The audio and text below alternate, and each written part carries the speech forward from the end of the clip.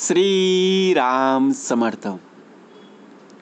समर्थांनी एक सुंदर असा बोध आपल्यासाठी प्राप्त करून दिलेला आहे. चांगले संभाषण आणि चांगली संगत म्हणजे सद्गुण. समर्थांनी उत्तमाचा भाग दिलेला. आता चांगले संभाषण आणि चांगली संगत केव्हा आपल्याला प्राप्त होईल? आपण ज्यावेळी इतरांशी बोलायला जातो, समोरची व्यक्ती लहान असो किंवा मोठी असो, आपण आपलं बोलण्याचं जे धाडस दाखवतो, त्या बोलण्यातून इतरांच्या मनाला बघा प्रत्यक्षपणे दुखापत होते का हे पाहायचं. आपलं संभाषण कसं आहे, कुणाच्या मनाला इजा तर पोचत नाही ना? कारण समर्थ म्हणाले, दुसऱ्यांच्या अंतःकरणाला लागेल धक्का, ऐसी वर्तणूक करू नका आणि कुणालाही बोलू नका. कारण आपलं संभाषण असं असतं की प्रत्यक्षपणे आपण मत्सराने बोलत असतो, रागाने बोलत असतो. समोरच्या व्यक्तीला राग येत असतो की ही व्यक्ती अशी का बोलत आहे. संभाषण बोलत असताना आपल्या मुखातून वाईट शब्द येत असतात, कारण आपली जी संगत आहे ती सुद्धा वाईट आहे. आपण आपल्यामध्ये चांगली संगत केव्हा प्राप्त होईल? जर आपण आपले मित्रपरिवार किंवा आपण ज्या लोकांशी आपली संगत आहे, साथ आहे, ती लोक कशा प्रकारे वागत आहेत बघा. संगत अशी असावी जेणेकरून आपलं नाव कमी होणार नाही याची दक्षता आपण राखली पाहिजे.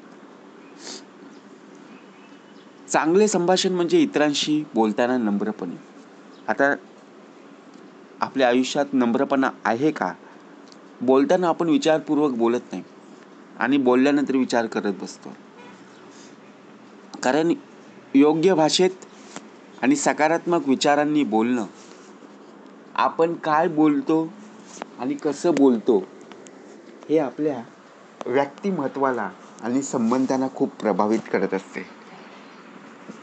आपण कशा प्रकारे बोलत आहोत हे समोरच्या व्यक्तीला बरोबर कळत असतं. आपण विचार करतो, अरे मी त्याच्याशी बोललो, जे काय बोलायचं ते बोललो, परंतु कशा प्रकारे बोललास, आपलं वर्तन काय आहे, आपण आपल्यातला नम्रपणा दाखवला की नाही, हे जे गुण आहेत, चांगली बोलण्याची पद्धत आणि चांगल्या लोकांसोबत राहणं हेच खरं सद्गुण आहे. आपली बोलण्याची पद्धतच चुकीची असते आणि चांगल्या लोकांसोबत राहणं, बघा आपण आपल्या मित्रपरिवारांसोबत अशा प्रकारे राहत असतो की 2 लोक आपल्याला हसतील. विचार करा, संगतीने संगत वाढत असते. समर्थांनी श्लोक प्राप्त करून दिलेले आहेत. कोणासाठी? तर आपल्या मनासाठी प्राप्त करून दिलेले आहेत, देहासाठी नाही. कारण बघा, ज्या प्रकारे मना सर्व ही संग सोडून द्यावा, सर्व संग सोडून दे. कारण वाईट विचार, वाईट संगत आपण जर मनाला लावून घेतली, आपल्या देहाला लावून घेतली, तर शेवटी अपयश आपल्यामध्येच आहेत. नाव कमी आपल्याच होणार आहे, कीर्ती होणार नाही आहे, समर्थ म्हणाले. मग आता संगत जर उत्तमाची असेल, चांगल्या लोकांसोबत राहणं म्हणजे वाईट विचारांपासून दूर राहणं. आपल्या शेजारी पाजारी असणारी आपले मित्रपरिवार असतील, लोक असतील, त्यांची विचार करण्याची पद्धत पहा आणि जर आपला देह जर त्यांच्यामध्ये गेला तर त्यांचे विचार ऐकून संपूर्णपणे काय होतं, तेच विचार आणि त्या विचारांचं मनन करत असतो. मग शेवटी ते वाईट विचार आपल्यापासून दूर होतील का? नाही होत. त्यांच्यापासून आपल्याला दूर व्हायचं आहे आणि चांगल्या विचारांनी प्रेरित व्हायचं. आता चांगले विचार आपल्याला कुठे प्राप्त होतील हे पाहिलं पाहिजे, शोधलं पाहिजे. चांगले विचार कुठे मिळतील? चांगल्या लोकांमुळेच आपल्याला चांगले विचार मिळतील, एवढं मात्र निश्चित आहे. कारण चांगले अनुभव आणि चांगली शिकवण आपल्याला पाहायला मिळते, अनुभवायला मिळते.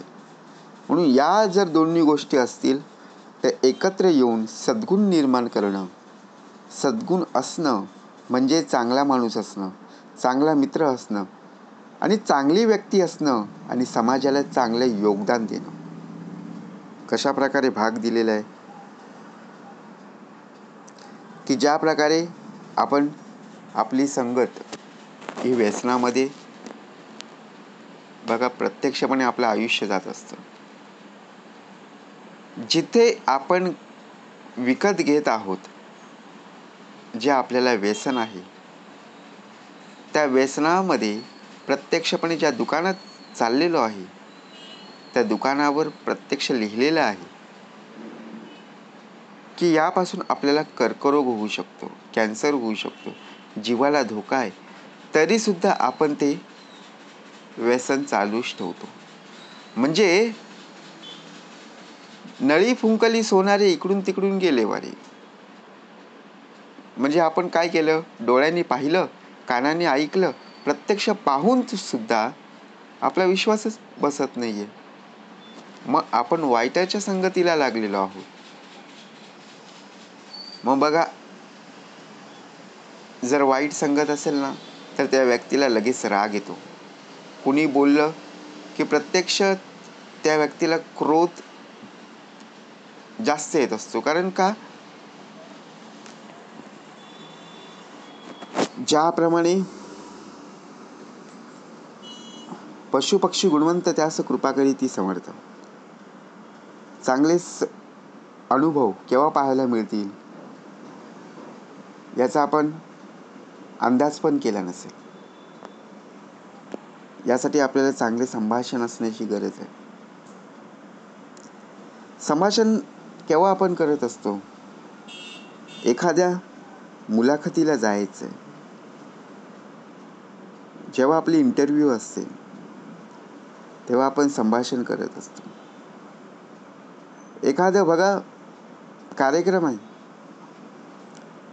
त्या कार्यक्रमामध्ये आपल्याला 2 शब्द बोलायचे, समोर असणारी लोक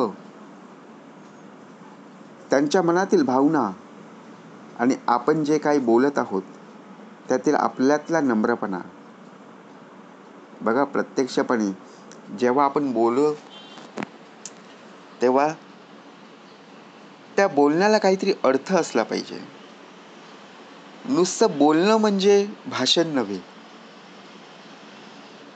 लोक टाळ्या वाजवतात, कारण का, आपल्याला वाटतं अरे टाळ्या वाजवतात म्हणजे आपलं भाषण आवडलेलं दिसतं. परंतु तेच लोक विचार करतात, अरे कधी यांचं भाषण संपतंय आणि मी इथून निघतोय.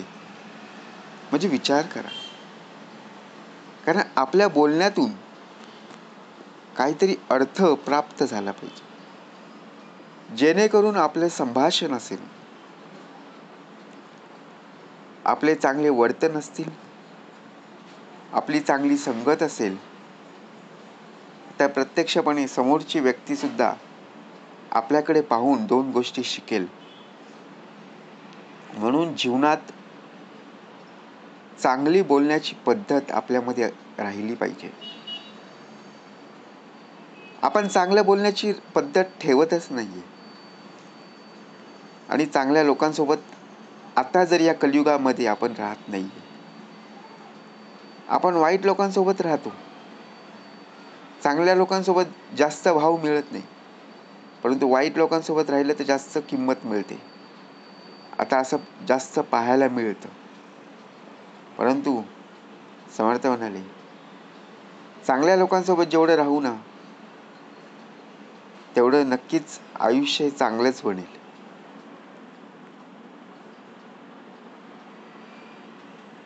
कारण संगतीला संगत प्राप्त होत असते.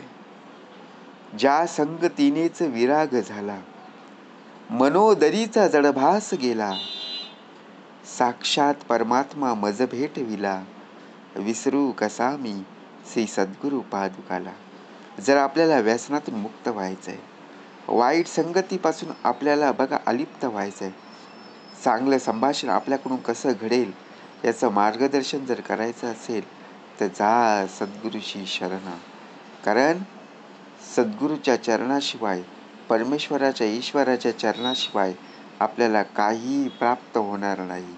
म्हणून समर्थांनी उत्तमाचा भाग दिलेला आहे. चांगलं संभाषण आणि चांगली संगत म्हणजे सद्गुरू. जय जय रघुवीर समर्थ.